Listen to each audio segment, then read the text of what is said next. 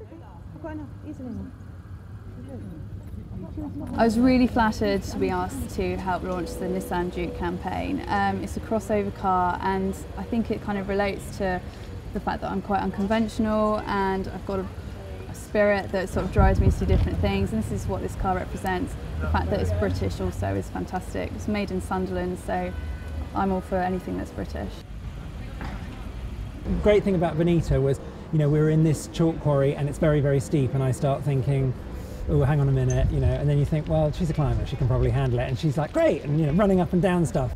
You want me running up?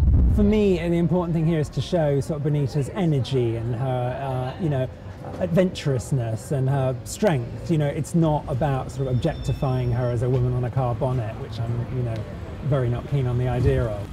Climbing Everest was just the best 6 weeks of my life. It was a great expedition. It was really hard, but I trained well, and it was nice to just put that preparation into action.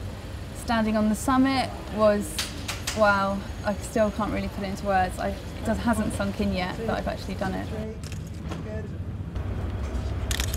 The thing about Bonita, which I really like, is, you know, she's done something. You know, she's gone out there, she's an achiever. You know, she's ambitious and she's an achiever, and, you know, I can understand that. That's brilliant, you know, and I think it's always more interesting for me photographing people who've done things that, you know, you can talk about, rather than just, you know, not having done things, shall we say. So I like the spirit of her, you know, I like the fact that she's out there doing it and trying to make things happen. That's great. Let your right hand touch your thigh. That's great. My training for the South Pole will be pulling tyres and lots of running, lots of biking like I did for Everest, but also trips to Norway, jumping in freezing cold water through ice. That's all to prepare you for what could happen. If Bonita were to ask me to go to the South Pole, I'd go. I mean, there'd be some great pictures there for sure.